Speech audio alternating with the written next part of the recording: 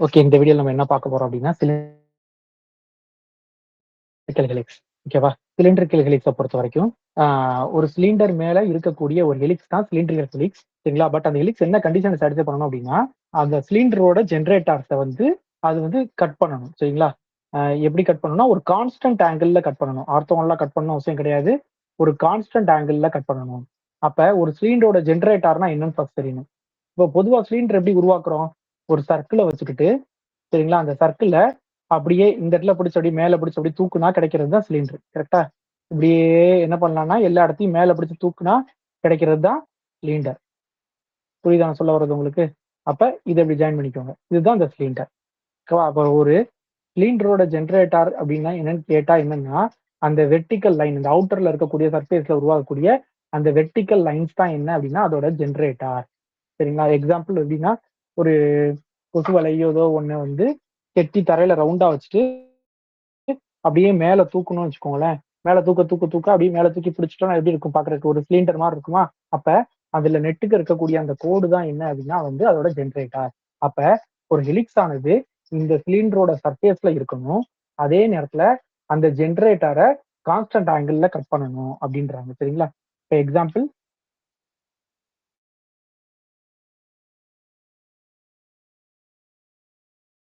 ஏதாவது சிலிண்டர் ஆரம்பிச்சு இப்படி வந்து இப்படி போகுதுன்னு வச்சுக்கோங்களேன்.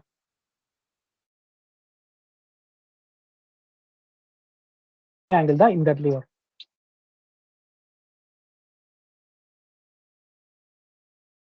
ஓகேவா? அது எப்படி சார் கான்ஸ்டன்ட்டா இருக்கும்? கர்வ் வளைஞ்சு வளைஞ்சுலாம் போகும். கான்ஸ்டன்ட்டா வருமா? அப்படின்னு உங்களுக்கு ஒரு சந்தேகம் வந்துச்சுன்னா, நான் சொல்ற ஒரு எக்ஸ்பெரிமெண்ட்ட செஞ்சு பாருங்க. என்ன பண்ணுங்க அப்படின்னா, ஒரு பேப்பர் எடுத்துக்கங்க. சரிங்களா? ஒரு பேப்பர். ஒரு பேப்பர் எடுத்துக்கிட்டு, அந்த பேப்பர்ல இப்படி ஒரு கோடு போடுங்க. சரிங்களா? கோடு போட்டுட்டு, இப்படி போடாம இன்னும் கொஞ்சம் கூட என்ன பண்ணுங்கன்னா, அந்த கோட வந்து மேல இப்படி போடுங்க. கொஞ்சம். இப்படி போடுங்க. போட்டுட்டு என்ன பண்ணுங்கன்னா, இந்த பேப்பர சுருட்டுங்க. சுருட்டி பாருங்க. இந்த லைன் வந்து எப்படி இருக்கும்னா, ஒரு ஹெலிக்ஸ ஃபார்ம் பண்ணும். அந்த இந்த பேப்பர வந்து ஒரு சிலிண்டர் மாரி நீங்க சுருட்டுனீங்க அப்படின்னா, சரிங்களா? இந்த லைன் என்ன ஆகும்னா, இப்படி வரும். இப்படி வரும். சரியா? இப்ப இங்க பாருங்க. இந்த லைன் போட்டாலும் 2 பேரலல் லைன் எடுத்தீங்கன்னா, உங்களுக்கு ஆங்கிள் எப்படி இருக்கும்? சேமா இருக்கும்னு படிச்சிருப்போம் ஞாபகம் இருக்கா? 2 பேரலல் லைன்ல ஒரு லைன் கட் ஆகும்போது ஆங்கிள் என்னது? Interior angle equal exterior angle equal பிடிப்போம்ல. அப்ப அந்த கான்செப்ட்ல பாருங்க. அப்ப ஆங்கிள் ஈக்குவலா வருது. இதே ஆங்கிள் தானே இங்கேயும். இதே ஆங்கிள் தானே இங்கேயும் உங்களுக்கு. அப்ப ஆங்கிள் எப்பவுமே ஈக்குவலா தான் வரும். சரிங்களா? அதனால ஆங்கிள் எப்பயுமே ஈக்குவலா தான் வரும். அந்த மாரி ஒரு ஒரு ஹெலிக்ஸ ஒரு சிலிண்டர்ல இருந்து உங்களால எடுக்க முடிஞ்சதுன்னா, அந்த ஹெலிக்ஸ்க்கு பேர் வந்து சிலிண்ட்ரிக்கல் ஹெலிக்ஸ். அப்ப அடுத்தது பாருங்க. இது முக்கியமான விஷயம். A necessary and sufficient condition. A necessary and sufficient condition for for a curve to be a helix. ஒரு கர்வ் ஹெலிக்ஸா இருக்கணும்னா, the ratio of curvature to இந்த 2ன்றது ஞாபகம் வச்சுக்கோங்க. Curvature to torsion is constant at all points. ஏன்னா curvature torsion என்னது? Kappa by tau. அப்போ கப்பா பை டவ் வந்து கான்ஸ்டன்ட் அப்படின்னு சொல்றோம். சரிங்களா? ஆனா புக்ல வந்து டிஓ 2ன்னு குடுத்ததுனால, நம்ம புக்க வச்சு அப்படியே கொஸ்டின் எடுக்கிறதுனால, சப்போஸ் ஆன்ஸர் சேஞ்ச் பண்றதுக்காக என்ன பண்ணுவாங்கன்னா, இந்த 2க்கு பதிலா டார்சன் டூ கர்வேச்சர் அப்படின்னு கூட குடுக்கலாம். சரிங்களா? அதனால எது வரும், 2வது எது வரும்னு தெளிவா பார்த்துக்கோங்க. நம்ம இதுல மென்ஷன் பண்ணும்போது, நீங்க கேட்கலாம் sir kappa by tau constant தான் இருந்தாலும், டவ் பை கப்பாவும் கான்ஸ்டன்ட் தானே சார். அப்புறம் என்ன சார் இஷ்யூ? ஒண்ணும் இல்லைல்ல அப்படின்னு. ஆனா, அவங்க நீங்க கிளைம் பண்ணும்போது சப்போஸ் அதுக்கு வந்து ஆன்ஸர் குடுக்காம இருக்கலாம். ஏன்னா புக்ல 2ன்னு இருக்கு, நாங்க 2ன்னு எடுத்தோம். இப்ப நீங்க புக்ல இருக்கிறதுல குடுத்துருக்கணும் அப்படின்றது கூட கேட்கலாம். அதனால புக்ல என்ன இருக்கோ அத அப்படியே படிச்சு பழகுங்க. சரிங்களா? கப்பா பை டவ் கான்ஸ்டன்ட்னு படிக்க வேண்டாம். Curvature to torsion is constant at all points அப்படின்றத படிச்சுக்கோங்க. அடுத்தது. If Z axis if Z axis is the axis of a cylinder as well as the helix. அப்ப இந்த சிலிண்டருக்கும் சரி, அந்த ஹெலிக்ஸுக்கும் சரி 2க்குமே Z ஆக்சிஸ் தான் என்னவா இருக்க போகுது? ஆக்சிஸா இருக்க போகுது அப்படின்றாங்க. The parametric equation of the helix of the form x equal to a cos u, y equal to a sin u, z equal to bu. இது ஆல்ரெடி நமக்கு தெரிஞ்சது தான். இப்ப வேர் த பேஸ் சர்க்கிள் நான் பேஸ் சர்க்கிள் முன்னாடியே சொல்லியிருக்கேன்ல X square plus Y square equal to A square. ஏன் A square வருதுன்னா இங்கேயும் ஏ. சரிங்களா? அதான் சர்க்கிளோட ரேடியஸ். அடுத்து இசட் ஈக்குவல் டு ஜீரோ. சரியா? இசட் ஈக்குவல் டு ஜீரோன்றது தான் அந்த இசட் ஆக்சிஸ். இங்க பிங்கிறது நம்ம வந்து சூஸ் பண்ணிக்கிறது தான். ஏன்னா நான் முன்னாடி சொல்லியிருக்கேன் பியோட ரீசன் என்னன்னு நான் சொல்லியிருக்கேன். சரிங்களா? முன்னாடியே நான் தெளிவா சொல்லியிருக்கேன் பி எதுக்கு சூஸ் பண்றோம் அப்படின்னு. அடுத்தது பாரு. அடுத்தது என்ன அப்படின்னா அடுத்தது என்னன்னு பாருங்க. For this helix we already இது வந்து முன்னாடி பார்த்துட்டோம். நம்ம என்ன பார்த்திருப்போம் அப்படின்னா, இதுல இந்த தப்பா இருக்கு. இந்த சியு சரிங்களா? எஸ் ஈக்குவல் டு சியு அப்படின்னு சொல்லி படிச்சிருப்போம். ஞாபகம் இருக்கா? முன்னாடி நம்ம இதெல்லாம் பார்த்தாச்சு. இதுவும் நம்ம முன்னாடியே பார்த்தாச்சு. பட் இதுல ஒரு தப்பு இருக்கு. என்னன்னா, இங்க சி வரும், இங்க சி வரும். ஆ இங்க இந்த 2 இடத்துலயும் சி வரும்.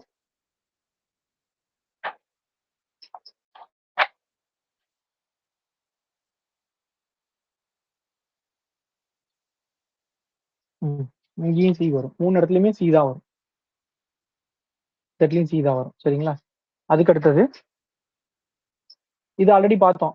கப்பான்றது ஃபார்முலா என்ன? A by A square plus B square. அந்த ஏ ஸ்கொயர் பி ஸ்கொயர் இங்க சி ஸ்கொயர்னு எடுத்தாங்க. அதனால kappa equal to A by C square, tau equal to B by C square. இது ஆல்ரெடி நமக்கு தெரிஞ்சதுதான். இதுவும் அந்த கொஸ்டின்லயே நம்ம கொடுத்திருப்போம். முன்னாடி கொஸ்டின்லயே கப்பா பை டவுங்கிறது என்னன்னா ஏ பை பி அப்படிங்கிறது முன்னாடியே பார்த்திருப்போம். அங்க அதை வந்து இங்கே ஒரு தடவை எக்ஸ்பிளைன் பண்ணிருக்காங்க. அடுத்தது இஃப் பி கிரேட்டர் தன் 0 வந்தா த ஹெலிக்ஸ் இஸ் ரைட் ஹேண்டட்னு சொல்றாங்க. B யோட வேல்யூ வந்து லெஸ் தன் 0 வந்தா ஹெலிக்ஸ் இஸ் லெஃப்ட் ஹேண்டட்னு சொல்றாங்க. சரிங்களா? இது நான் என்னன்னு உங்களுக்கு சொல்றேன். அடுத்தது பாருங்க. The pitch of the helix is 2 pi b அப்படின்னு கொடுத்துருக்காங்க. The hitch of the pitch அப்படின்னு சொல்லிருக்காங்க. த பிட்ச்ங்கிறது என்ன அப்படிங்கிறதுக்கு முதல் ஒரு டெஃபினிஷன் பார்த்துக்கிறோம். பிட்ச்ங்கிறது என்ன அப்படின்னா, இப்ப ஒரு ஹெலிக்ஸ் இப்படி இருக்கு. சரிங்களா? ஒரு ஹெலிக்ஸ் இப்படி இருக்கு. அதோட ஆக்சிஸ் இப்படி இருக்குன்னா, ஹெலிக்ஸ்ங்கிறது என்ன சொல்றாங்கன்னா, அதோட ஸ்டார்டிங் பாயிண்ட்ல இருந்து சரிங்களா? ஒரு ஒரு ஒரு ரொட்டேஷன் போகுதுல்ல, அந்த ஒரு ரொட்டேஷன்ல இருக்கக்கூடிய வெர்டிகல் ஹைட் என்ன ஹைட்டு? வெர்டிகல் ஹைட்ட தான் அவங்க பிட்ச்ன்னு சொல்றாங்க. த பிட்சஸ் gives the displacement along the axis corresponding to one complete rotation around the axis. சரியா? அப்ப ஒரு ஆக்சிஸ் இருக்கு. அந்த ஆக்சிஸ்ல ஒரு எலிப்ஸ் ஆனது இப்படி சுத்தி வருது. சுத்தி வரும்போது அதுக்கான ஒரு ரொட்டேஷனுக்கு அது எவ்வளவு ஹைட் எடுத்துக்குதோ சரிங்களா? இந்த ஹைட்ட தான் அவங்க என்ன சொல்றாங்கன்னா பிட்ச் அப்படின்றாங்க. அதோட ஃபார்முலா வந்து 2 பை பி அப்படின்னு கொடுக்குறாங்க. சரிங்களா? அதோட ஃபார்முலா வந்து என்ன சொல்றாங்க? 2 பை பி. ஓகேவா? அடுத்தது இதுல இந்த ரைட் ஹேண்டட் லெஃப்ட் ஹேண்டட் நான் என்ன சொல்றேன். சரிங்களா? The projection C1 of a general helix on a perpendicular on a plane perpendicular to its axis has its principal normal parallel to the corresponding principal normal of the helix. சரிங்களா? அதாவது என்னன்னா, ஒரு helix இருக்கு. நான் முன்னாடியே இத நம்ம பார்த்திருக்கோம். இந்த சர்க்குலர் ஹெலிக்ஸ்க்கு பார்த்திருப்போம். ஒரு ஹெலிக்ஸ் இருக்கு. அந்த ஹெலிக்ஸ்க்கு ஒரு ஆக்சிஸ் இருக்கும். அப்ப அந்த ஆக்சிஸ்க்கு நீங்க நேரா பெர்பெண்டிகுலரா மேல இருந்து ப்ரொஜெக்ஷன் பார்க்கும்போது, அது ஒரு கர்வா மாறுமா? சோ அந்த கர்வ் அங்க வந்து நமக்கு சர்க்குலர் ஹெலிக்ஸ் அது சர்க்கிளா இருக்கும். பட் அது பொதுவா சர்க்கிளா இருக்கணும்னு அவசியம் இல்ல. பாதி சர்க்கிளா கூட இருக்கலாம். இப்படி கூட இருக்கலாம். சரிங்களா? நீங்க ஹெலிக்ஸ் வந்து ஒரு கம்ப்ளீட் ரொட்டேஷன் எடுக்காம பாதியில நிப்பாட்டினீங்கன்னா அப்படி கூட இருக்கலாம். சோ என்ன சொல்றாங்கன்னா, இந்த கர்வ் இந்த C1 இந்த கர்வுக்கும் சி இந்த ஹெலிக்ஸுக்கும் சரிங்களா 2க்குமே பிரின்சிபல் நார்மல் சரிங்களா? பிரின்சிபல் நார்மல் எப்படி இருக்கும்னா பேரலா இருக்கும் அப்படின்றாங்க. இது ரெண்டோட பிரின்சிபல் நார்மல் எப்படி இருக்குமா? பேரலா இருக்கும். இதோட பிரின்சிபல் நார்மல் ஒரிஜினல் கர்வோடதையும் அதோட ப்ரொஜெக்ஷனோடதும். இந்த ரெண்டோட பிரின்சிபல் நார்மல் எப்படி இருக்குன்றாங்க? ஒரு பேரலா இருக்குன்றாங்க. அது மட்டும் இல்லாம கப்பா சரிங்களா? Kappa equal to kappa 1 sine square alpha அப்படின்றாங்க. சரிங்களா? சைன் ஸ்கொயர் ஆல்பா அப்படின்றாங்க. இது வந்து ஜஸ்ட் ஃபார்முலாவா மனப்பாடம் பண்ணிக்கோங்க. சரிங்களா?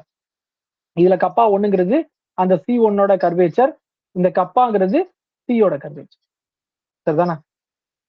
அடுத்து if helix has a constant curvature. இப்ப ஹெலிக்ஸ் வந்து கான்ஸ்டன்ட் கர்வேச்சர் இருந்தா கண்டிப்பா அந்த C1 வந்து சர்க்குலா தான் இருக்கும். அப்படின்னா நம்ம என்ன மீன் பண்ணலாம்? அப்ப ஹெலிக்ஸ் வந்து கான்ஸ்டன்ட் கர்வேச்சரா இருந்தாலே அது சர்க்குலர் ஹெலிக்ஸா தான் இருக்கும் அப்படின்னு சொல்லி நம்ம மீன் பண்ணலாம். சரிங்களா? ஹெலிக்ஸ் வந்து கான்ஸ்டன்ட் கர்வேச்சரா இருந்தாலே அது சர்க்குலர் ஹெலிக்ஸா தான் இருக்கும் அப்படின்னு சொல்லி மீன் பண்ணலாம். அடுத்தது அப்படியே ரிவர்ஸ் வர்ற மாதிரி பாருங்க. A helix has a constant curvature is necessarily a circular helix. நான் சொன்னது அப்படியே வந்துருச்சா? ஹெலிக்ஸ் வந்து கான்ஸ்டன்ட் கர்வேச்சரா இருந்தாலே அது சர்க்குலர் ஹெலிக்ஸா தான் இருக்கும். அது எதுல இருந்து வந்திருக்கு? இந்த ரிசல்ட்ல இருந்து வந்திருக்கு. சரிங்களா? சோ அதுதான் மீன் பண்றாங்க. இப்ப அந்த ரைட் ஹேண்டட்னா என்ன? லெஃப்ட் ஹேண்டட்னா என்னன்னு பாப்போமா? ஏன் அது வந்து ரைட் ஹேண்டட் ஹெலிக்ஸ் ஏன் லெஃப்ட் ஹேண்டட் ஹெலிக்ஸ் சொல்றாங்க பாப்போமா?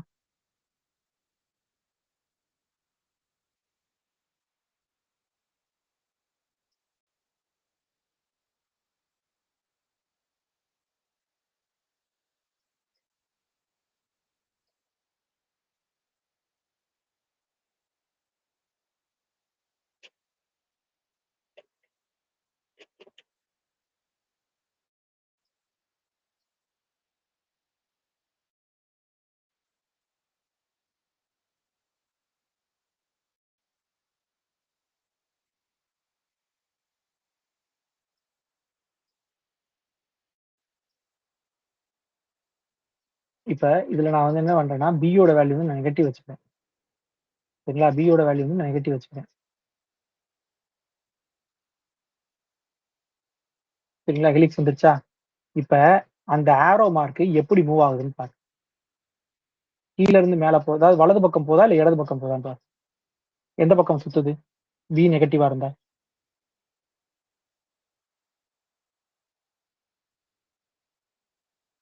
இடது பக்கமா சுத்துது. தெரியுதா உங்களுக்கு? இப்படி இடது பக்கமா சுத்துது. சோ அதனால அது என்னன்னா லெஃப்ட் ஹேண்டட் ஹெலிக்ஸ். சரிங்களா? இதே இது நான் பி என்ன பண்றேன்? அப்படியே பாசிட்டிவ் மாத்துறேன். நான் பிய வந்து இப்ப பாசிட்டிவ் மாத்துறேன். இப்ப எப்படி சுத்துது? எப்படி சுத்துது? ரைட் சைடுல சுத்துதா?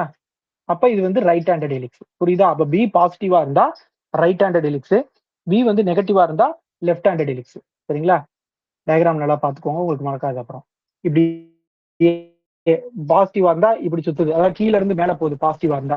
சரிங்களா? அதே இது நெகட்டிவா இருந்தா மேல இருந்து கீழ வருது. சரிங்களா? நெகட்டிவா இருந்தா என்ன பண்ணுது? மேல இருந்து கீழ வருது. மேல இருந்து கீழ வரும்போது அதை பார்க்கறதுக்கு எப்படி இருக்கு? லெஃப்ட் சைடு சுத்துற மாதிரி இருக்கு. சரிங்களா? ரைட். ஸோ இதை ஞாபகம் வச்சுட்டீங்கன்னா அந்த ரைட் சைடு லெஃப்ட் சைடுங்கிறது மறக்காது.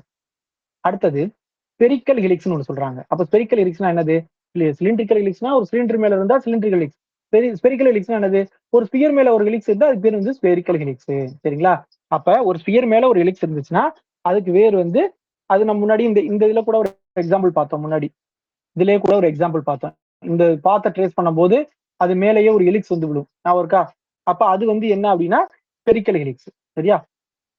அதுக்கடுத்து என்ன சொல்றாங்கன்னா இந்த ஸ்பெரிக்கல் ஹெலிக்ஸை வந்து நீங்க ப்ரொஜெக்ட் பண்ணீங்கன்னா பெர்பெண்டிகுலர் பிளேன்ல ப்ரொஜெக்ட் பண்ணீங்கன்னா அது பார்க்க எப்படி இருக்கும் அப்படின்னா ஒரு எபிக்ளாய்டு மாதிரி இருக்கும் அப்படின்றாங்க. என்ன சொல்றாங்க?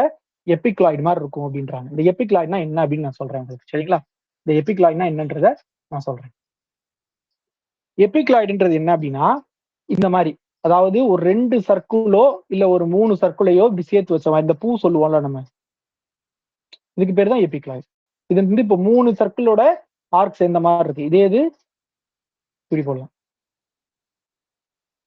இப்படி இருந்தா இதுவும் எபிக்ளாய்டு தான். ஸோ இங்க என்ன சொல்றாங்கன்னா நல்லா பாருங்க, perpendicular to the axis is an arc of an ellipsoid. அது வந்து எலிப்காய்டா இருக்குன்னு அவசியம் இல்ல. ஒரு ஆர்க். ஒரு ஆர்க்னா என்ன அர்த்தம்னா இந்த பாதியா இருக்கலாம் அப்படின்ற மாதிரி மீன் பண்றாங்க. அப்ப ஒரு ஸ்பியர் யோசித்து பாருங்க, ஒரு பால் யோசித்து பாருங்க. சரிங்களா? அந்த பால் மேல நான் வந்து ஒரு ஹெலிக்ஸ் வச்சு பாக்குறேன். இப்போ சப்போஸ் இப்படி வைக்கிறேன். சரிங்களா? நான் ஃபுல்லா கம்ப்ளீட்டா கொடுக்கல, ஒரு ரொட்டேஷன் கொடுக்கல, நான் பாதியில முடிச்சிடுறேன். அப்ப இதுவும் ஹெலிக்ஸ் தான். சரிங்களா? ஆனா ஒன் கம்ப்ளீட் ரொட்டேஷன் இல்லாம இருக்கு. இப்ப இதை ப்ரொஜெக்ட் பண்ணா என்ன ஆகும்? இப்படி வருமா? இதை ப்ரொஜெக்ட் பண்ணா இப்படி வந்து நிக்குமா? அப்ப பாருங்க இது இதோட ஒரு ஆர்க் மாதிரியே இருக்கா பாக்குறதுக்கு? ஸோ அதைத்தான் சொல்ல வராங்க. சரிங்களா? ஒரு ஸ்பெரிக்கல் ஹெலிக்ஸை வந்து நீங்க ப்ரொஜெக்ட் பண்ணீங்க ஒரு பெர்பெண்டிகுலர் பிளேன்ல ப்ரொஜெக்ட் பண்ணீங்கன்னா, சரிங்களா? டூ இட்ஸ் ஆக்சிஸ், அதோட ஆக்சிஸ்க்கு நேரா பெர்பெண்டிகுலரா நீங்க ப்ரொஜெக்ட் பண்ணீங்க அப்படின்னா அது வந்து ஆர்க் ஆஃப் அன் எலிப்சாய்டா இருக்கும்.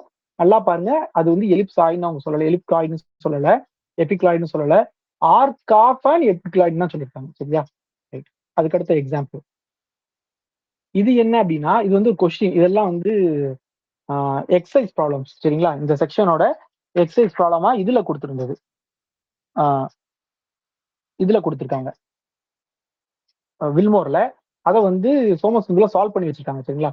ஃபர்ஸ்ட் கொஸ்டின் என்னன்னா find the curvature and torsion of a curve y equal to F of X and Z equal to G of X. நம்ம ஒரு இடத்துல பார்த்தோம் எக்ஸ் ஈக்குவல் டு யூன்னு எழுதிக்கிட்டு நம்ம என்ன பண்ணோம், ஸ்மால் ஒய்யை வந்து ஒய் ஆஃப் யூன்னு எழுதிக்கலாம். அந்த பேராமெட்ரிக் டிரான்ஸ்ஃபர்மேஷன்ல ஒரு இடத்துல பார்த்தோம், ஞாபகம் இருக்கா? அந்த மாதிரி. அப்ப இதுக்கு பதிலாக நம்ம என்ன எழுதிக்கலாம்னா ஒய்ங்கிறது இஸ் அ ஃபங்க்ஷன் ஆஃப் எக்ஸா இருக்குது, இசட்டுங்கிறதும் இஸ் அ ஃபங்க்ஷன் ஆஃப் எக்ஸா இருக்குது. அப்படின்னா நீங்க கர்வேச்சர் டார்சன் கண்டுபிடிக்கிறதுக்கு என்ன பண்ணணும் அப்படின்னு கேட்டா இது ஒரு ஃபார்முலாவா நீங்க மனப்பாடம் பண்ணிக்கணும். சரிங்களா? அவங்க வந்து இது ஒரு கொஸ்டினா கொடுத்துருக்காங்க, நீங்க இது ஃபார்முலாவே மனப்பாடம் பண்ணிக்கோங்க. அடுத்தது curvature and torsion of the curve. இது வந்து நீங்க தான் செஞ்சு பார்க்கணும். செஞ்சு பார்த்து ஆன்சர் வருதான்னு எனக்கு சொல்லுங்க. அதே மாதிரி தான் இந்த கொஸ்டினும் கர்வேச்சர் அண்ட் டார்ஷன் கேட்டிருக்காங்க, முன்னாடியே சொல்லி கொடுத்துருக்கோம். நீங்க ஒரு தடவை செஞ்சு பார்த்துட்டு எனக்கு சொல்லுங்க. அடுத்து இருக்க கொஸ்டின்ல நீங்க செஞ்சு பார்க்க வேண்டாம். சரிங்களா? அடுத்து வர எந்த கொஸ்டின் நீங்க செஞ்சு பார்க்க வேண்டாம், நீங்க அதை மெமரி பண்ணிடுங்க. சரிங்களா? இந்த radius of curvature and radius of torsion of the curve. சரிங்களா? At u equal to 5/4. அப்ப u ஈக்குவல் டு 5/4ல ரேடியஸ் ஆஃப் கர்வேச்சர் என்ன இருக்கு, டார்சன் என்ன இருக்குன்னு. அதுக்கு ஃபார்முலா, அதோட ஆன்சர் என்னன்னா rho s equal to 5a, sigma s equal to 5a/6. ஞாபகம் வச்சுக்கோங்க. Rho equal to 5a, sigma s equal to 5a/6. அடுத்தது என்ன சொல்றாங்கன்னா இது வந்து ஒரு கர்வ். சரிங்களா? இது வந்து ஒரு கர்வோட ஈக்குவேஷன். இந்த கர்வோட ஈக்குவேஷன் வந்து ஒரு பிளேன் கர்வா இருக்கணும் அப்படின்னா இந்த எஃபோட வேல்யூ என்ன இருக்கணும் அப்படிங்கிறது தான் கொஸ்டின். எஃப் ஆஃப் யூ என்னவா இருக்கணும்னா a minus C into sine D minus யூவா இருக்கணும். சரிங்களா? இல்ல சியும் டியும் கான்ஸ்டன்ட். சரிங்களா? A minus C sine D minus யூவா இருக்கணும். இருந்ததுன்னா இந்த கர்வ் வந்து என்னவா கர்வா இருக்கும்னா ஒரு பிளேன்ல இருக்கும் அப்படின்ற மீனிங்ல சொல்றாங்க. அடுத்தது ஒரு கர்வ் வந்து கான்ஸ்டன்ட் டார்ஷன் வச்சிருந்தா, சரிங்களா? கான்ஸ்டன்ட் டார்ஷன் வச்சிருந்தா நான் இன்னொரு கர்வை டிஃபைன் பண்றேன் ஆர் ஒன்னு. சரிங்களா? இப்படி டிஃபைன் பண்றேன். ஆர் ஒன் எப்படி டிஃபைன் பண்றேன்? Minus one by tau into N plus integral over B DS அப்படின்னு டிஃபைன் பண்ணேன்னா இது இது இது இதோட கர்வேச்சர் வந்து கான்ஸ்டன்டா இருக்கும், which is equal to plus R minus டவுன்னு அர்த்தம். புரியுதா? ஒரு கர்வோட டார்சன் கான்ஸ்டன்டா இருந்து அதை வச்சு நான் இன்னொரு கர்வை டிஃபைன் பண்றேன் ஆர் ஒன்னு டிஃபைன் பண்ணா அந்த கர்வோட கர்வேச்சர் வந்து கான்ஸ்டன்டா இருக்கும். அது எதுக்கு ஈக்குவலா இருக்கும்னா பழைய கர்வோட டார்சனுக்கு பிளஸ் ஆர் மைனஸ்ல ஈக்குவலா இருக்கும். புரியுதா? அங்க இருக்க டார்சன் இங்க கர்வேச்சரா மாறுது. புரியுதா? அதோட டிஃபரன்ஸ் நல்லா புரிஞ்சுக்கோங்க. அங்க இருக்க அதாவது ஆர்ல இருக்கக்கூடிய டார்சன் ஆர் ஒன்ல கர்வேச்சரா மாறுது. சரிங்களா? அதுக்கு அடுத்தது the principal normal to a curve is normal to the locus of center of curvature at those points where the curve is stationary. The curvature is stationary. Curvature is stationary வேற ஒண்ணுல கப்பா வந்து constant. Curvature கப்பா வந்து constant. அப்ப கப்பா எந்தெந்த பாயிண்ட்ல எல்லாம் கான்ஸ்டன்டா இருக்கோ அந்த இடத்துல கர்வோட principal normal is normal to the locus of centre of curvature. முன்னாடி படிச்சிருக்கோம். ஒரு கர்வ் இருக்கு, இப்ப இந்த பாயிண்ட்ல கப்பா வந்து கான்ஸ்டன்டா இருக்கு.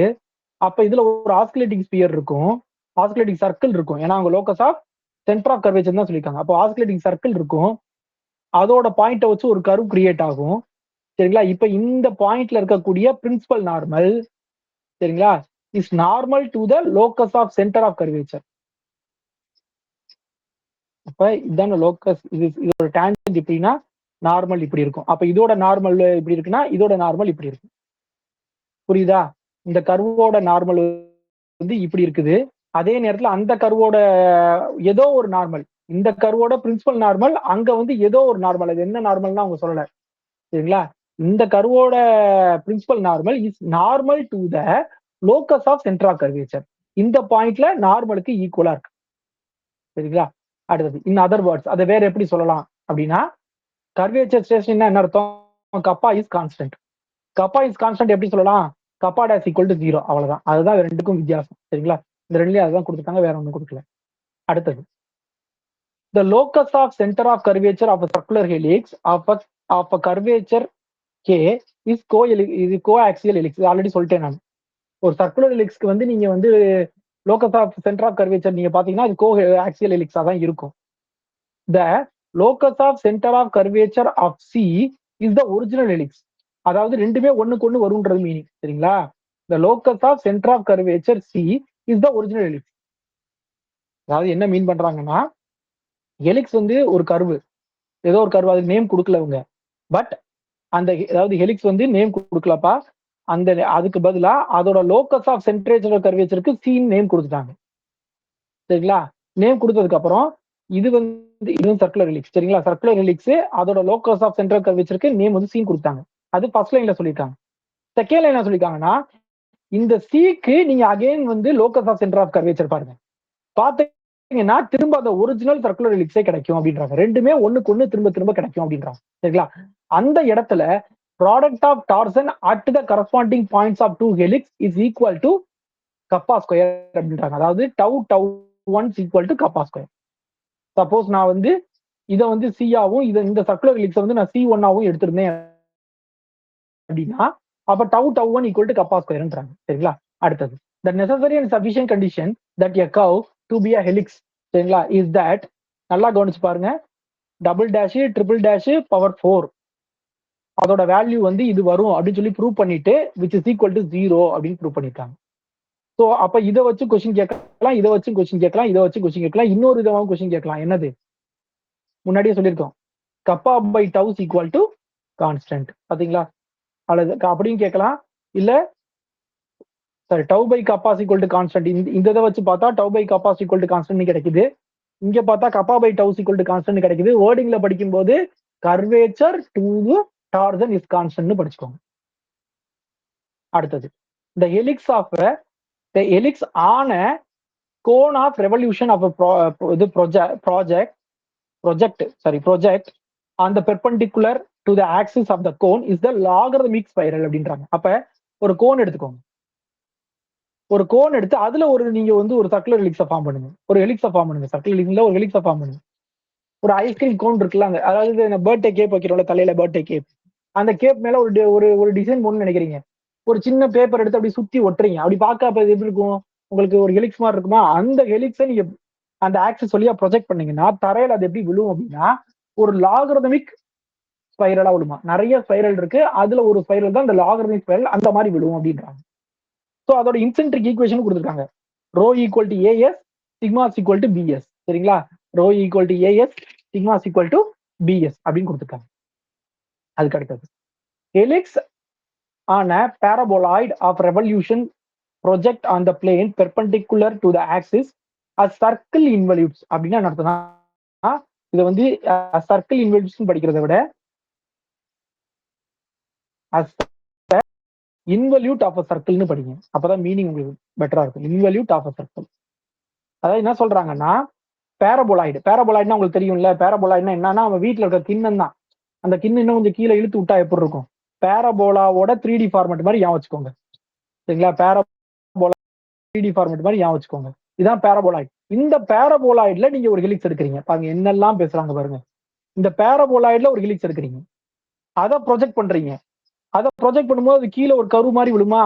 அந்த கரு எப்படி இருக்குன்னா, ஏதோ ஒரு சர்க்கிளோட இன்வல்யூட் மாதிரி இருக்கான். ஏதோ ஒரு சர்க்கிளோட இன்வல்யூட் மாதிரி இருக்குமா. புரியுதா? அவங்க வந்து சர்க்கிள்னு கொடுக்கல. அந்த ப்ரொஜெக்ட் பண்ணி கிடைக்கக்கூடிய கர்வை வந்து அவங்க சர்க்கிள்னு சொல்லல, ஏதோ ஒரு சர்க்கிளோட இன்வல்யூட்டா இருக்கும் அப்படின்றாங்க. சரிங்களா? அடுத்தது the helix whose intrinsic equation R கொடுத்துட்டு lies upon a cylinder whose cross section is a catenary அப்படின்னு கொடுத்துருக்காங்க. இது வந்து prove that question. நான் வந்து அதை எப்படி எடுத்து வச்சிருக்கேன். அப்ப ஒரு ஹெலிக்ஸோட இன்ட்ரின்சிக் ஈக்குவேஷன் இப்படி இருந்துச்சுன்னா அது ஒரு சிலிண்டரோட கிராஸ் செக்ஷனா தான், ஒரு சிலிண்டரோட கிராஸ் செக்ஷனா தான் இருக்கணும். அந்த கிராஸ் செக்ஷன் எப்படி இருக்குன்னா ஒரு கேட்டினரியா இருக்கும் அப்படின்றாங்க. அந்த கிராஸ் செக்ஷன் எப்படி இருக்குன்றாங்க? ஒரு கேட்டினரியா தான் இருக்கும் அப்படின்றாங்க. இந்த கேட்டினரிக்கு ஒரு பேர் இருக்கு. என்ன பேர் அப்படின்னா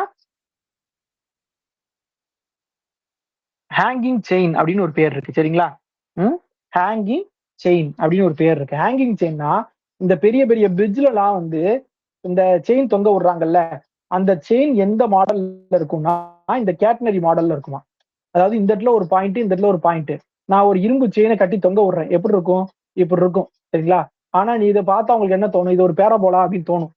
சரிங்களா? ஏன்னா எனக்குமே தோணுச்சு, நான் செக் பண்ணிருக்கேன் அது பேராபோலாவா இல்லையான்னு நான் செக் பண்ணிருக்கேன். இதை வந்து பேராபோலாவா, ஏன் இதுக்கு வந்து பேராபோலான்னு கொடுக்காம தனியா கேட்டனரி நேம் கொடுத்துருக்காங்க? ஏன்னா நல்லா யோசிச்சு பாருங்க, ஒரு கல்லை தூக்கி மேல எரிஞ்சா அது பேராபோலிக் பார்த்த மேக் பண்ணுதுன்னு சொன்னாங்க. அப்ப அதே மாதிரி தானே இந்த இடத்துல ஒரு புள்ளி இருக்கு, இந்த இடத்துல ஒரு புள்ளி இருக்கு. வீட்லயே நம்ம வந்து பர்த்டே டெக்கரேஷன் பண்ணிருப்போம். பர்த்டே டெக்கரேஷன்ல என்ன பண்ணுவோம் அப்படின்னா, ஒரு சுருளா ஒண்ணு இருக்கும், அதை இந்த இடத்துல ஒட்டுவோம். ஒட்டினதுக்கு அப்புறம் அப்படியே அது சுருளா இப்படியே நிக்கும். திரும்ப இன்னொரு இடத்துல ஒட்டுவோம்.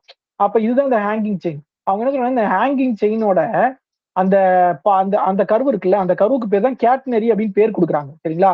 அப்ப ஏன் இந்த கேட்னரி வந்து பேராபோலாவா இல்ல அப்படின்னு சொல்லி நான் யோசிச்சு செக் பண்ணி பார்த்தேன். சரிங்களா? நான் கர்வுக்கும் சொல்றேன்.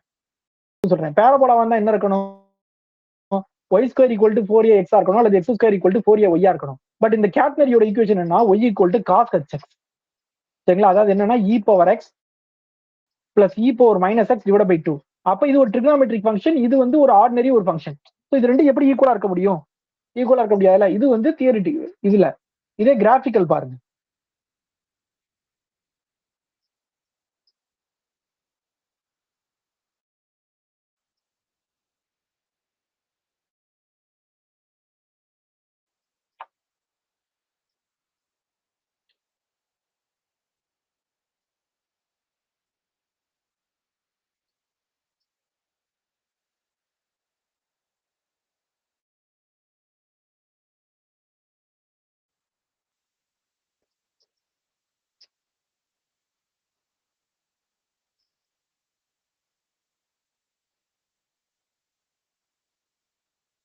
இப்போ பாருங்க, இதுல நான் என்ன பண்ணிருக்கேன், ஒரு பேராபோலா இருக்கு. அந்த ஈக்குவேஷன் 1ங்கிறது பேராபோலா.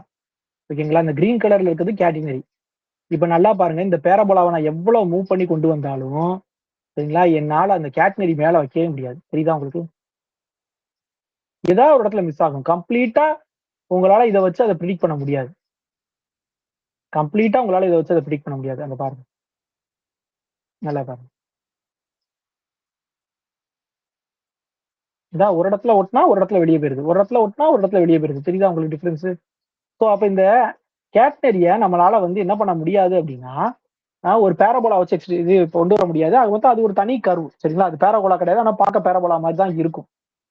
இதுனா அடுத்தது find the coordinates of the cylindrical helix whose intrinsic equation. அப்ப இன்ட்ரின்சிக் ஈக்குவேஷன் கொடுத்துட்டாங்க. அவங்க வந்து கோஆர்டினேட் கேட்கறாங்க. இது ஒரு பெரிய சம். இந்த சம்மோட ஆன்சர் மட்டும் கொடுத்துருக்கேன். நீங்க அது என்னன்னு பாத்துக்கோங்க. அடுத்தது kappa one tau one or curvature of the evolute. சரிங்களா? எவல்யூட் கொடுத்துட்டாங்க of given curve C. Then tau one and kappa one வந்து இந்த கண்டிஷனை சாட்டிஸ்ஃபை பண்ணுது அப்படின்னு சொல்லி ஒரு ரிசல்ட் கொடுத்துருந்தாங்க. இதுவும் ஒரு எக்ஸசைஸ் ப்ராப்ளம் தான். ஜஸ்ட் அந்த ரிசல்ட் மட்டும் எடுத்துக்கோங்க. ஏன்னா இது வந்து எங்கேயோ எனக்கு கொஞ்சம் பார்த்த மாதிரி இருக்கு. இது வந்து எனக்கு எங்கேயோ பார்த்த மாதிரி இருக்கு.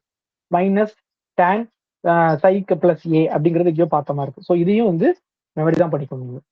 அடுத்தது இந்த ரிசல்ட்ஸ் கொடுத்துருக்கிறது எல்லாமே என்ன அப்படின்னா வில்மோர் புக்ல கிடையாது. இதெல்லாம் சோமசுந்தரம் புக்ல எக்ஸசைஸா கொடுத்துருக்காங்க. பட் எதுக்குமே ஆன்சர் கொடுக்கல. ஸோ அதனால உங்களால முடிஞ்ச கொஸ்டினை செஞ்சு பாருங்க. முடியாத கொஸ்டினை வந்து விட்டுருங்க. சரிங்களா? ரொம்ப ரேர் தான் கேட்கறதுக்கு. பட் இதுல இருக்க ரிசல்ட்டும் கேட்டுட்டா நம்ம ஆன்சர் பண்ணுமே. ஷோ தட் ப்ரூவ் தட்ல இருக்கக்கூடிய கொஸ்டின்ஸ் கேட்டாங்கன்னா என்ன பண்றது அப்படின்றதுனால அதை கொடுத்துட்டேன். ஸோ இதுல ஃபர்ஸ்ட் கொஸ்டின் உங்களுக்கு என்னன்னா கர்வேச்சரும் டார்சனும் கண்டுபிடிக்கிறது. இதுல இருக்க கர்வுக்குலாம் ட்ரை பண்ணி பாருங்க. அடுத்த செகண்ட் என்ன சொல்றாங்கன்னா find the equation of the osculating plane. அதை ட்ரை பண்ணி பாருங்க. மூணாவது இருக்க கொஸ்டினை ஒரு ரிசல்ட்டா படிச்சுக்கோங்க. சரிங்களா? சாரி, மூணாவது கொஸ்டின் ரிசல்ட் இல்ல, நாலாவது கொஸ்டின் தான் ரிசல்ட். மூணாவது கொஸ்டின் வந்து பாத்தீங்கன்னா ஆஸ்குலேட்டிங் பிளேன் தான். நாலாவது கொஸ்டினை ரிசல்ட்டா படிச்சுக்கோங்க. அதாவது R dash dot R double dash வந்து 0. ஏன்னா ரெண்டுமே வந்து பெர்பெண்டிகுலர் டைரக்ஷன். அடுத்து R dash dot R triple dash equal to minus kappa square. அடுத்து R dash dot R power 4 அது வந்து minus 3 K kappa kappa dash. சரிங்களா? அதுக்கு அடுத்தது பாத்தீங்க அப்படின்னா இது கப்பா கே மாதிரி விழுந்திருக்கு. பட் இது எல்லாமே கப்பா. ஓகேவா? அப்புறம் R double dash dot R double டேஷ்ன்றது கப்பா கப்பா டேஷ். சரிங்களா? இதை வந்து ஃபார்முலாவை படிச்சுக்கோங்க. அடுத்த கொஸ்டின் ஃபார்முலா வச்சுக்கோங்க. எதெல்லாம் ஃபார்முலாவை படிக்கணுமோ அதெல்லாம் சர்க்கிள் பண்ணிக்கிறேன். The principal normal at two consecutive points do not intersect unless tau is equal to 0. அப்ப ஒரு கர்வ் இருக்கு. அந்த கர்வ்ல அடுத்தடுத்த 2 பாயிண்ட்ல நான் என்ன பண்ணிக்கிறேன், பிரின்சிபல் நார்மல் பாக்குறேன். அது ரெண்டும் இன்டர்செக்ட் ஆகாது. சரிங்களா? do not intersect unless tau is equal to 0. அப்ப tau is equal to 0 வந்தா மட்டும் தான் இன்டர்செக்ட் ஆகும். அப்ப tau is equal to 0 னா என்ன அர்த்தம்? Plane curve. அப்ப பிளேன் கர்வ்ல பிரின்சிபல் நார்மல் வந்து இன்டர்செக்ட் ஆகும், மத்த இடத்துல ஆகாது. சரிங்களா? பிளேன் கர்வ்ல ஆகும், மத்த இடத்துல ஆகாது. அடுத்தது இஃப் தேர் இஸ் இதையும் ரிசல்ட்டா படிச்சுக்கலாம். There is one to one correspondent between the points of two curves. சரிங்களா? ஏதோ ரெண்டு கர்வு, அது ரெண்டு இருக்கக்கூடிய கரஸ்பாண்டிங் பாயிண்ட்ஸ்க்கு there is one to one corresponding சொல்றாங்க. எப்படின்னா tangent at the corresponding points are parallel. Tangent பேரலா இருந்தா சரிங்களா, ஆட்டோமேட்டிக்கா பிரின்சிபல் நார்மலும் பேரலா தான் இருக்கும், பை நார்மலும் பேரலா தான் இருக்கும். அதெல்லாம் சேர்ந்து இந்த கண்டிஷனை சாட்டிஸ்ஃபை பண்ணும் அப்படின்னு சொல்லி கொடுத்துருக்காங்க. Kappa one by kappa, tau one by tau, DS by DS one. சரிங்களா? என்னன்னு தெரியல, டிஎஸ் மேலதான் இருந்தது, டிஎஸ் ஒன் கீழே தான் இருந்தது. நீங்க இருந்தாலும் புக்ல ஒரு தடவை வெரிஃபை பண்ணிக்கோங்க. ஓகேவா? அடுத்தது இதுவும் நீங்க ரிசல்ட்டா படிச்சுக்கலாம். என்ன அப்படின்னா if the principal normal of a curve are binormal of the another curve. அப்போ ஒரு கர்வோட எண்ணு இன்னொரு கர்வுக்கு பியா மாறுது. அப்படி இருந்துச்சுன்னா இந்த கண்டிஷனை சாட்டிஸ்ஃபை பண்ணும் அப்படின்றாங்க. என்னது? A into kappa square tau square is equal to B kappa அப்படின்றாங்க. இல்ல ஏயும் பியும் கான்ஸ்டன்ட், அது எது வேணா இருக்கலாம். பட் ஏதோ ஒரு கான்ஸ்டன்ட்க்கு இது எல்லாம் ஈக்குவலா இருக்கும், ஒரு வேல்யூ ஈக்குவலா இருக்கும் அப்படின்றாங்க. புரியுதா? ஒரு கர்வோட சரிங்களா, if the principal normal of a curve are binormals of another curve இன்னொரு கர்வுக்கு இருந்ததுன்னா அப்ப இது ரெண்டும் சாட்டிஸ்ஃபை பண்ணும் அப்படிங்கிறாங்க. அடுத்த கொஸ்டின் வந்து ஃபைண்ட். அதுவும் நீங்க பாத்துக்கோங்க. அதுக்கு அடுத்த கொஸ்டின் ஃபைண்ட், அதை நீங்க பாத்துக்கோங்க. இந்த கொஸ்டின் வந்து ப்ரூவ் தட்னு கொடுத்திருந்தாங்க. பட் நான் அதை எடுத்து வச்சிருக்கேன். ஏன்னா இதுல என்ன ஒரு ஸ்பெஷல் இருக்கு அப்படின்னா ஸ்பெரிக்கல் கர்வோட பேராமெட்ரிக் ஃபார்ம் இருக்கு. என்ன இருக்கு? Parametric form. இதை வச்சு கொஸ்டின் மேக் பண்ணலாம். சரிங்களா? ஸ்பெரிக்கல் கர்வோட பேராமெட்ரிக் ஃபார்ம் இருக்கு. அதனால இதை மனப்பாடம் பண்ணிக்கணும். அடுத்த question, show that the tangent to locus C1 of centre of curvature lies in the normal plane of the given curve. அப்ப சென்டர் ஆஃப் கர்வேச்சர் என்னது? ஆஸ்குலேட்டிங் சர்க்கிளோட சென்டர். சரிங்களா? அதோட டேஞ்சன்ட் அது எங்க இருக்குன்னா நார்மல் பிளேன். அப்ப ஒரு கர்வு, அந்த கர்வ்ல ஒரு பாயிண்ட், அதுல ஒரு ஆஸ்கிலேட்டிங் சர்க்கிள், அதோட பாயிண்ட், இதோட டேஞ்சன்ட் வந்து எங்க இருக்கா? இதோட டேஞ்சன்ட் வந்து நார்மல் பிளேன்ல இருக்குன்னு சொல்லியிருக்காங்க. இதோட டேஞ்சன்ட் எந்த பிளேன்ல இருக்கு? நார்மல் பிளேன்ல இருக்கு. If theta is the angle between C1, theta is the angle between tangent to C1. சரி, அப்ப இந்த கர்வு தான் C1 கர்வ். அப்ப theta is the angle between tangent and the curve. சரிங்களா? அப்ப தீட்டா எடுத்தாச்சு. And the principal normal of C original curve. Okay, அப்ப என்ன சொல்றாங்கன்னா இந்ததோட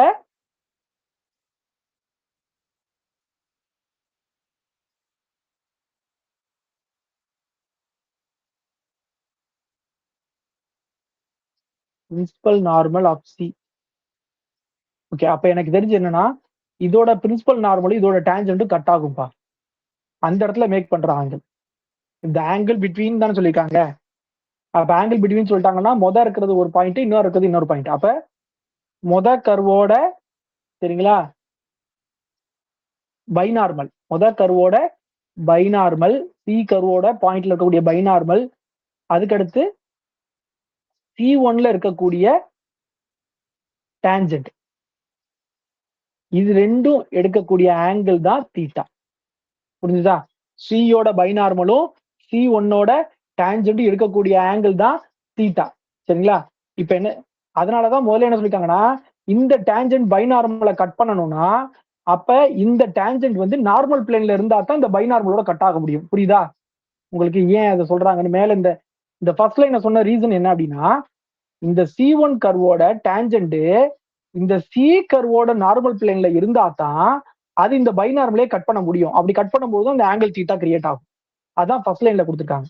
அப்படி இருக்கும்போது அது என்ன கண்டிஷன் சாட்டிஸ்ஃபை பண்ணுதுன்னா tan theta is equal to rho by rho dash sigma அப்படின்ற கண்டிஷன் சாட்டிஸ்ஃபை பண்ணுதான். சரிங்களா? tan theta is equal to rho by rho dash by sigma into sigma அப்படின்னு வருது அப்படின்றாங்க. அடுத்து என்ன சொல்லிட்டாங்கன்னா S1 is arc length of the locus of center of curvature அந்த இந்த கண்டிஷனை சாட்டிஸ்ஃபை பண்ணும் அப்படின்றாங்க. சரிங்களா? Locus of centre of curvature உங்களுக்கு தெரியும் என்னது? ஆஸ்கிலேட்டிங் சர்க்கிளோட சென்டர் எந்த பாத்தை மேக் பண்ணுதோ அந்த பாத்துல ஒரு குறிப்பிட்ட லென்த், சரிங்களா, ஒரு குறிப்பிட்ட லென்த்தோட ஃபார்முலா என்னன்னா இதான் ஃபார்முலா அப்படின்ற மாதிரி கொடுத்துருக்காங்க. S1 arc length of arc length. சரிங்களா? அடுத்து if C is a curve of constant curvature, show that C1, the locus C1 of center of curvature is also a curve of constant curvature kappa 1. அதாவது ஒரு இப்ப helix மாதிரி, ஹெலிக்ஸ்க்கு நம்ம பார்த்தோம்ல, அப்ப helix எடுத்தோம்.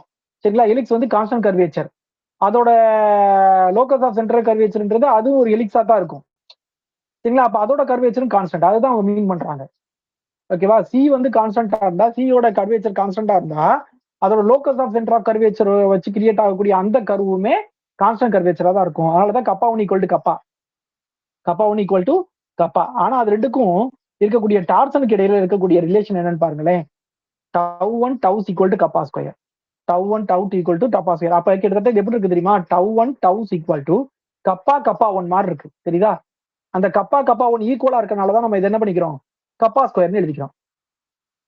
ஓகேவா? அடுத்தது involute of a twisted curve or plane curve.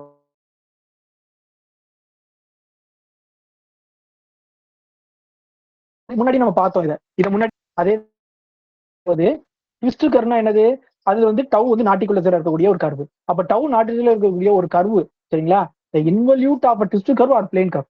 அப்ப இது வந்து ட்விஸ்ட் கர்வு, ஒரு கர்வு இருக்க ட்விஸ்ட் கர்வு, இதோட இன்வல்யூட் வந்து என்ன அப்படின்னா ஒரு பிளேன் கர்வ்.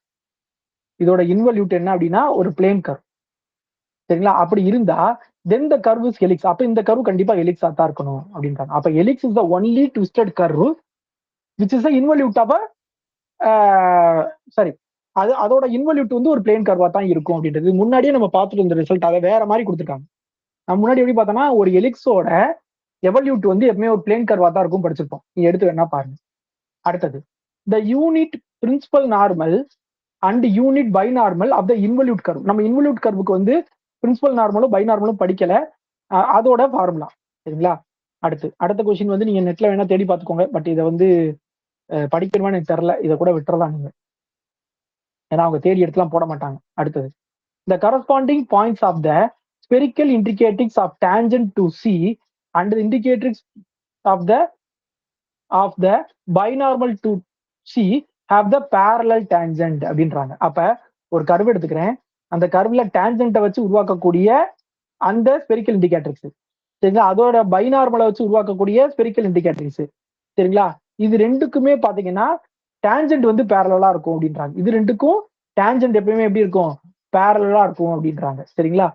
அடுத்தது லாஸ்ட் பாயிண்ட் என்ன பாயிண்ட்னா, இந்த இந்த இப்படி கொடுத்துருக்காங்க, அதாவது ஏயு பியூ ஸ்கொயர் டியூ கியூப். இது வந்து ஒரு எலிக்ஸா இருக்கணும்னா அது இந்த 3 கான்ஸ்டன்ட்டும் இந்த கண்டிஷனை சாட்டிஸ்ஃபை பண்ணணும். இஃப் அண்ட் ஒன்லி ஞாபகம் வச்சுக்கோங்க, இது ஒரு முக்கியமானது. ஒரு கர்வ் வந்து எலிக்ஸா இருக்கணும் அப்படின்னா என்ன கண்டிஷன் சாட்டிஸ்ஃபை பண்ணணும்னா இந்த கண்டிஷன் இருக்கணும். இது ஏன் முக்கியமானதுன்னு நான் சொல்றேன் அப்படின்னா, ஹெலிக்ஸ்ங்கிறது நமக்கு வந்து ஒரு தனி செக்ஷன், நம்மளோட சிலபஸ்ல தனி வேர்டு. ஸோ அப்ப அதை வச்சு வரக்கூடிய கொஸ்டின்ஸ் எல்லாமே கேட்கலாம் சரிங்களா. இது அதே போல இஃப் அண்ட் ஒன்லி கொடுத்தாலே necessary sufficient condition. So most probably கேட்க வாய்ப்பு இருக்கு சரிங்களா, அதனால படிச்சுக்கோங்க. அடுத்து the position vector of a current point r equal to r of s on a curve satisfies the differential equation சொல்லி ஒரு டிஃபரன்ஷியல் ஈக்குவேஷன் எடுத்துக்காங்க. அதாவது என்னன்னா, நீங்க எந்த கர்வ் வேணா எடுத்துக்கோங்க, அந்த கர்வ்ல ஒரு பாயிண்ட் எடுத்துக்கோங்க, இது வந்து பொசிஷன் வெக்டாரா இருக்குமா சரிங்களா. அப்ப என்ன சொல்றாங்கன்னா, இது வந்து கண்டிப்பா இந்த டிஃபரன்ஷியல் ஈக்குவேஷன் சாட்டிஸ்ஃபை பண்ணணும் அப்படின்றாங்க. என்ன differential, d by ds of sigma d by ds of rho r double dash plus d by ds of sigma by rho r dash plus rho by sigma r double dash equal to 0 அப்படிங்கிற எந்த curve எடுத்தாலும் சரிங்களா. So அப்ப இதோட நம்ம என்ன பண்ணிக்கிறோம் அப்படின்னு